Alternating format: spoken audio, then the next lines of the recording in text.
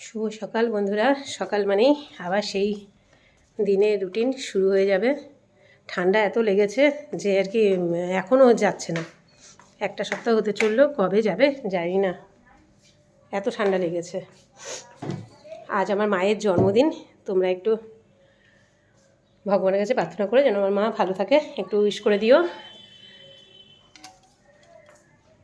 আজকে আর বাড়িতে যাবো না, কারণ এই জ্বরটা লাগলে না আর কি সবার হয়ে যাবে, ভাইরাসের মতো তো সববার হবে। আর বাড়িতে যাবো না, এখান থেকেই সকালবেলা ফোনে কথা হয়ে গেছে, মা কথা বলেছে, শুধু কথা বলেনি, আবার ভাইকে দিয়ে পাঠিয়েও দিয়েছে। দেখো আমি তো এই সকাল এখন কটা বাজে, 10টা বাজে, যেহেতু শরীরটা খারাপ তার জন্য উঠছি না, বুঝেছো, একটু দেরি বেলা করেই উঠছি, যে কোনো কাজও তো নেই সেরকম, তাই উঠে কি করব। আর জ্বরও রয়েছে এখনও, জ্বরটা এখনও কমেনি, যার জন্য কিন্তু দেখাচ্ছি। দেখো কি পাঠিয়েছে সকালবেলা, মায়ের জন্মদিন, মা পাঠাবে না এটা কখনো হয়। প্রথমত একটা চালতা পাঠিয়েছে, এই যে দেখেছো, এই যে দেখাচ্ছি, চালতা আর কি ডাল খেতে খুব ভালো লাগে, চালতা পাঠিয়েছে। আর পাঠিয়েছে দেখো মা আর কি যেই মাছ পছন্দ করে, মা মাংস সেরকম খায় না, যেই মাছ পছন্দ করে ভাই সেই মাছই নিয়ে এসছে। এই যে ইলিশ নিয়ে এসছে, এই যে রুই নিয়ে এসছে, সব কিছু। আর আমার তো পছন্দের যেটা মাছের তেল, তোমরা খাও কিনা আমি জানি না, কিন্তু আমরা খাই খুব ভালো।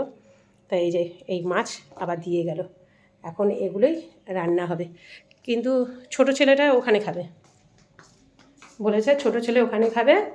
এবার ভাবছি একা তো কি রান্না করব না ভাবছি, ইচ্ছেও করছে না। এবার ছোটোটা না খেতেও চায় না, ওই যে সকালে খাবে যে ওই জোর করে বলে টলে খাওয়াতে হয়। ভাবছি কি করব, একবার মনে হচ্ছে রান্না করবো না, দুটো রুটি করে নিই, দেখা যাক কোন পর্যন্ত ঠেকে। কারণ শরীরটাও ভালো নেই যেহেতু, যার জন্য কোনো কিছু করতে ইচ্ছে করছে না। ঠান্ডা লাগবে না, কদিন ভোরবেলা উঠেছি, ব্যাস যাবে কোথায়। চা পাতাও শেষ হয়ে গেছে।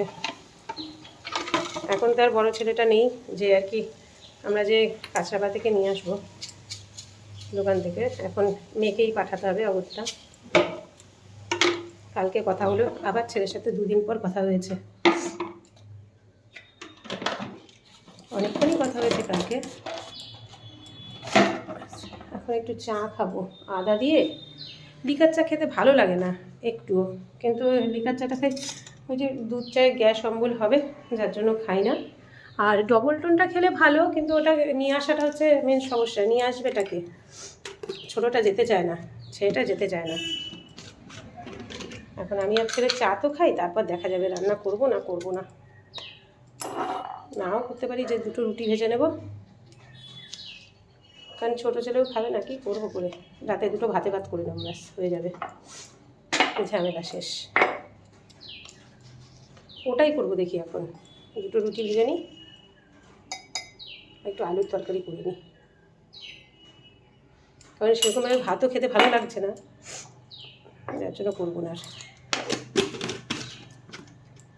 আমার ছেলেটার আবার কী হয়েছে, কদিন ধরে ওই ক্রিম কেক আর বিস্কুট, শুকনো বিস্কুট খাবে না, এক কথা শুকনো বিস্কুট খাবো না, কতগুলো করে টপ নিয়ে আসে। দেখতে দেখতে 10টা বেজেও গেল, কখন স্নান করবো, কখন পুজো দেবো। আমার মেয়েকে যদি বলি পুজো দিতে, মেয়ে পুজো দিতে আসবে 3টে, যার জন্য আর কি নিজেকে পুজো দিয়ে দেওয়া মানে ভালো। ও 3টের সময় পুজো দিতে আসার থেকে নিজে দিয়ে দেওয়া ভালো। না করবে না, কিন্তু আসবে এরকম যে তার মানে তুমি দিয়ে দাও ভাই। এবার অত বেলায় পুজো ভালো লাগে? কি যাচ্ছে আবার, দেখি তো কি যাচ্ছে। কাল তো বৃষ্টির মধ্যে ঠাকুর গেছে আমাদের এখানে, পুরো ভিজে আর কি ঠাকুর। কি যাচ্ছে তো বাজনা সাজনা দিয়ে, আরে বাপরে, ওই এদিকেই আসছে।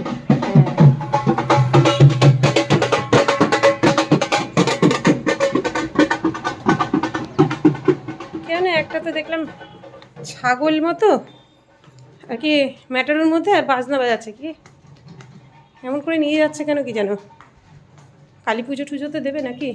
আমার খুব খারাপ লাগে এইগুলো, এই আর কি প্রাণী হত্যা করা আর কি। মানসিক ঠিক আছে, মানসিক অন্যভাবে করা যায়, কিন্তু একটা প্রাণ দিয়ে নিজের মনোবাসনা পূর্ণ করা এটা কিন্তু ঠিক না, আমার মনে হয় ঠিক না। এটা একটা প্রাণ চলে যাবে, নিজের মনোবাসনা পূর্ণ হবে? একদমই না। মা চাইলে সব পূর্ণ হবে, না চাইলে কিছুই হবে না। কিন্তু প্রাণী হত্যাটা ওটাই। ছেলে এখনো ঘুমাচ্ছে ছোটোটা। এই কিরে, এই যে চা, জানলাগুলো খুলে দে, জানলা খুলে দে, দোকানে যেতে হবে তো, নেই জানলা খুলে দে, ধর ধর, জানলা খুলে দে, জানলাটা খুলে দে বাবা। এখন আমিও একটু চা নিয়ে বসবো, তারপর আস্তে আস্তে টুকটুক করে কাজ সারি। কাজ বলতে তো কোনো কিছুই করা হয়নি, সকাল থেকে উঠিও নি, কাজও করিনি। এখন কাজ সারবো। ওষুধ খেলাম, ওষুধ খেয়ে এখন চা বিস্কুটটা খাবো। চা বিস্কুটটা খেয়ে তারপর কাজ করবো। এই বিস্কুটগুলো খেতে ভালো লাগে, কিন্তু অম্বল হয়ে যায়।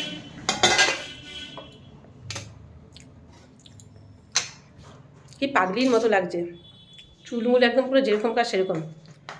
ঘরের মধ্যে কি ওরকম ফিটফাট হয়ে থাকা যায় বাবা? পারি না, ঘরের মধ্যে ওরকমভাবে ফিটফাট হয়ে থাকা যায় না। আমার আবার এই টেবিলে বসে না, আমার এই হলে বসে চা খেতে ভালো লাগে না। আমি সোজা চলে যাব এই রুমটাতে। আমার এই রুমটাতে বসে চা খেতে ভালো লাগে, বেশ অ্যাশ করে খাবো, পাখা চলবে, হেলান দিয়ে বসে। এতগুলো ঘরের থেকে আমার এই ঘরটা বেশি ভালো লাগে, যার জন্য এই ঘরটাতে বেশি থাকি।